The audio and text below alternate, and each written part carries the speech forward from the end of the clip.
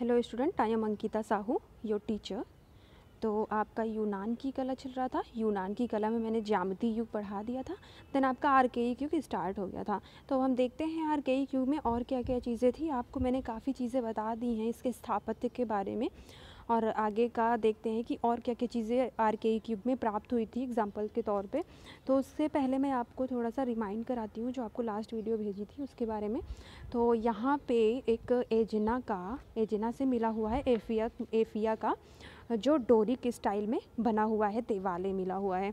तो इसमें जो है पेडिमेंट पर ट्रोजन का युद्ध दिखाया गया है, और इसमें मध्य में एथेना की देवी दिखाई गई हैं, जो कि एथेना के पास कुछ योद्धा युद्धरत रूप में दिखाए गए हैं। और पेडिमेंट के दोनों कोनों को दिखाया हुआ है, तो उसमें मरते हुए योद्धा दिखाए गए हैं। इसमें मरते हुए जो योद्धा हैं वो संघर्षरत मुद्रा में दिखाए गए हैं, मतलब कोशिश कर रहे हैं उठने के लिए जो मरते हुए योद्धा हैं वो। तो ये जो दृश्य है और इनकी जो मुद्राएं हैं वो बहुत अद्भुत रूप में दिखाई गई हैं। इन तीनों उदाहरणों में धीरे धीरे शैलीगत विकास भी देखने को मिलता है, मतलब इनकी जो स्टाइल थी वो डेवलप होने लग गई थी, और उसमें यथार्थता और जो उनकी मुद्राएं थी, भाव भंगिमाएँ थी, उनका भी उल्लेख हुआ था। तो इनके जो जेस्चर्स थे, पोजीशंस थे, तो वो सारे यहाँ पे चेंज होने लग गए थे। आर्केइक युग में स्वतंत्र मूर्ति शिल्प भी मिले हुए हैं। इनमें कुछ मूर्तियाँ टेराकोटा और कास्ट की भी बनी हुई थी, किंतु अधिकांश जो मूर्तियाँ बनी हुई थी वो श्वेत संगमरमर की बनी हुई थी। और यूनान में सबसे बहुतायत मात्रा में, मतलब सबसे ज़्यादा अधिक मात्रा में जो मूर्तियाँ मिली हुई हैं वो श्वेत संगमरमर की मिली हुई हैं। और इनका जो आयात होता था, इनका इंपोर्ट एक्सपोर्ट जो होता था वो पेरोस और नासोस से होता था। स्त्री पुरुष जो है वो दो प्रकार के रूप में दिखाए गए हैं। एक में हाथ जो है, हाथ पैर शरीर से चिपके हुए नहीं दिखाए गए हैं, विभिन्न प्रकार की मुद्राओं में दिखाए गए हैं। और दूसरा जो है इनको सॉलिड बनाया गया है, ठोस बनाया गया है। इनका जो प्रभाव देखने को मिलता है वो मिस्र से आया था।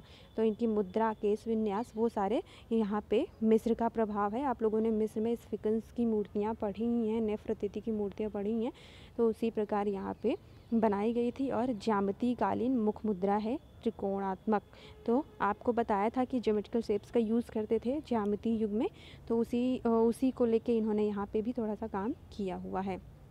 यहाँ पे जो पुरुष आकृति बनाई गई है वो नग्न बनाई गई है। और यूनान में ओलंपिक प्रतियोगिताओं के कारण देवता, योद्धा, विजेताओं के बहुत सारे रूप दिखाए गए हैं। अपोलो की प्रतिमाओं की श्रृंखला के नाम से भी मानी जाती है। आपको बताया था कि अपोलो के सीरीज़ माने जाते हैं ये जो सारी पुरुष की नग्न आकृतियाँ दिखाई गई हैं उनको। और ये बहुत सुडौल, मतलब सुंदर आकार की बनाई गई हैं, और नग्न पुरुष आकृतियाँ बनाई गई हैं।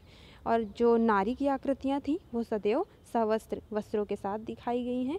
और आर्केइक युग में यथार्थता देखने को मिलती है।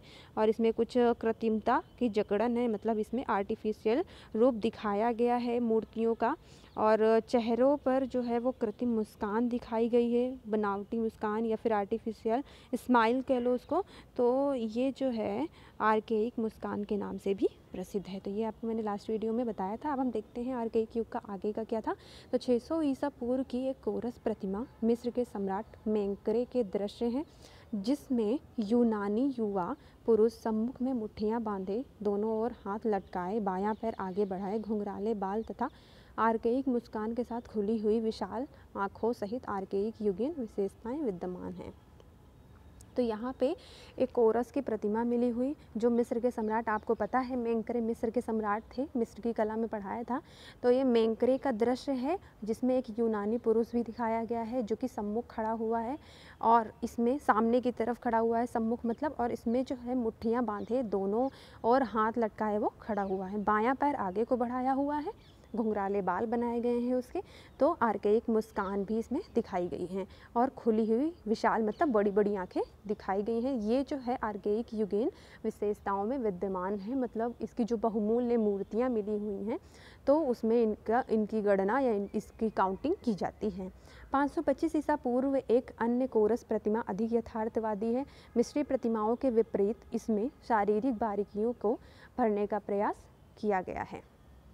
तो इसमें एक और प्रतिमा बनाई गई है, एक और मूर्ति बनाई गई है जो बहुत देखने में यथार्थवादी लगती है और मिस्री प्रतिमाओं के विपरीत इसमें शारीरिक बारीकियों को भरने का प्रयास किया गया है। जो मिस्र की मूर्तियाँ बनती थी उनके डिटेलिंग्स पे इतना ध्यान नहीं दिया गया है, तो जो इस टाइम पे कोरस की मूर्ति बनी थी उसमें शारीरिक बारीकियों पर भी ध्यान दिया गया है, मतलब वो सूक्ष्मता के साथ काम किया गया है। विशाल कंधे, फैला हुआ वक्षस्थल तथा अनुपातिक आकार एक सीमा तक कलाकार की यथार्थपरक प्रवृत्ति को इंगित करते हैं, जिससे प्रतिमा के जीवंत होने का आभास होता है। तो इसमें जो कंधे हैं वो फैले हुए दिखाए गए हैं, इनका जो वक्ष स्थल है वो अनुपातिक आकार में दिखाया गया है, और ये जो कलाकार है यहाँ का तो उसने यथार्थपरक, अभी बताया था आपको कि रियलिस्टिक दिखाया है मूर्तियों को, और जीवंत होने का मतलब जीवंत मतलब जैसे उसमें जान डाल दी गई हो मूर्तियों में, इस प्रकार की प्रतिमा मूर्तियाँ बनाई गई हैं। यह एथेंस के पास से मिला है, जो संभवतः किसी देवी राजकुमारी अप्सरा की परिचारिका का है। तो यहाँ पे जो भी आपको बताया कि एक कोरस की प्रतिमा मिली हुई है, विशाल कंधे वक्षस्थल, तो ये जो है वो एथेंस के पास प्राप्त हुआ है, और ये किसी देवी राजकुमारी अप्सरा का परिचारिका की है। तो ये किसी परिचारिका की मानी जाती है, जो कि राजकुमारी अप्सरा की परिचारिका थी, परिचय देने वाली जो होती है, क्योंकि उसकी वेशभूषा, आभूषण, मुकुट तथा केस सज्जा के साथ भाव भंगिमा भी कुलीन लगती है। यहाँ पे केस कर लेना उसको। तो यहाँ पे जो इसके कपड़े दिखाए गए हैं, वेशभूषा दिखाई गई है, आभूषण दिखाए गए हैं, मुकुट दिखाए गए हैं, केस सज्जा दिखाए गए हैं, तो वो सारे जो है वो कुलीन लग रहे हैं। इससे पता चलता है कि अप्सरा की परिचारिका थी। आगे देखते हैं क्या है। और इसमें आर्केइक युग की चित्रकला का परिचय चित्रण पात्रों से भी होता है। यह पात्र चित्रित होने के साथ ही किसी विशिष्ट आयोजन के काम में भी आते थे। तो यहाँ पे आपको अभी तक प्रतिमा के बारे में पढ़ा, मूर्तिकला के बारे में पढ़ा, आपने स्थापत्य कला के बारे में पढ़ा। तो स्थापत्य में आप ये देख सकते हैं, यहाँ पे ये आपका एक आर्टेमिस मंदिर बनाया गया है, जो कि यूनान का है। ये रहा आपका पेडिमेंट, ऊपर वाला हिस्सा, और यहाँ पे चित्रण हुआ है जो पेडिमेंट के अंदर होता था। तो आर्केइक युग में मूर्तियों के साथ साथ चित्रकला का भी परिचय मिलता है। तो यहाँ पे जो पात्र मिलते हैं उन पे चित्रण तो होता ही था, वो किसी एक विशिष्ट काम के लिए भी प्रयोग में आते थे। इस प्रकार इन पात्रों में सौंदर्य एवं उपयोगिता दोनों का समन्वय होता था। आर्केइक युग में ये एथेंस यूनान का महत्वपूर्ण केंद्र था, जहाँ पात्र चित्र एवं व्यापार व्यवसाय का निरंतर विकास हो रहा था। स्टार्टिंग में ही बताया था आपको कि एथेंस यूनान का मुख्य केंद्र था। तो यहाँ पे पात्रों में सुंदरता तो थी ही, उसके साथ साथ उपयोगिता भी थी। तो सुंदरता और उपयोगिता, इन दोनों का कॉम्बिनेशन था, समन्वय था। आर्केइक युग में जो केंद्र था वो एथेंस था। तो यहाँ पे यूनान में जो एथेंस नगर था, तो यहाँ पे व्यवसाय निरंतर होता रहता था, इसीलिए एथेंस में सबसे ज़्यादा विकास हुआ था। एथेनियन चित्रकारों ने मृणपात्र चित्रण में कोरिन्थियन तकनीक भी ग्रहण की, जिसमें काली आकृतियाँ चित्रशैली प्रमुख थी, जो 6वीं शताब्दी ईसा पूर्व तक संपूर्ण यूनान में महत्वपूर्ण रही। तो यहाँ पे जो एथियन चित्रकार थे, जो कि एथेंस के थे, उनको एथियन चित्रकार बोला जाता था। तो एथियन चित्रकारों ने मृणपात्र पे जो मिट्टी के बर्तन मिले हुए हैं उन पे जो चित्रण किया हुआ है वो कोरिन्थियन टेक्निक को फॉलो करके किया हुआ है। और यहाँ पे काली आकृतियाँ जो चित्रशैली थी वो बहुत प्रमुख थी। 6वीं शताब्दी ईसा पूर्व संपूर्ण यूनान में ये महत्वपूर्ण रही, ये जो आपकी कोरिन्थियन टेक्निक है वो। आगे देखते हैं। आपको मैंने यहाँ पे पात्र की पिक्चर शेयर कर दी है। कुछ इस प्रकार के पात्र बनते थे, यूनानी मृण पात्र मिट्टी से बने हुए।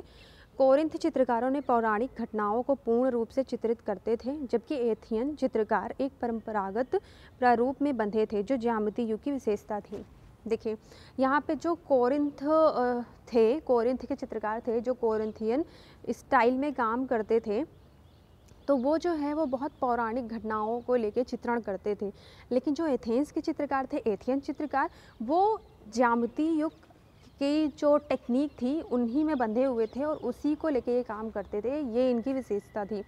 कोरिन्थियन प्रभाव से इनमें कुछ परिवर्तन आने लगा, जिसका श्रेष्ठ उदाहरण 570 ईसा पूर्व में बना फ्रांकोइस है, जो यूनान की पारंपरिक मदिरा और पानी मिलाने के काम आता था। देखिए यहाँ पे जो कोरिन्थियन प्रभाव है वो आने लग गया था, जो एथियन चित्रकार थे उनमें तो कुछ परिवर्तन होने लग गए थे इनके चित्रण में।